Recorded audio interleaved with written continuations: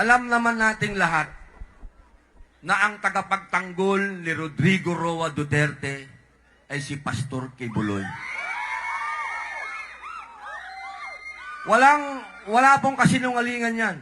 Alam natin lahat yan. Hello, ma'am. May asawa ka na, binulong mo eh. Oo. Isipin po ninyo, merong sikat na network yan, yung SMNI. Pero dahil sa mga panahon na siya ang nagtatanggol sa isang matandang retirado na, siya po ngayon ay nakakulong. Pero kahit isang beses, hindi po siya nagsalita o nagtraidor o ipinagpalit ang kanyang pakikipagkaibigan kay Mayor Rodrigo Roa Duterte. Ano pa ang hihingin mo sa isang pinuno? Yun ay isang katangian ng pinuno.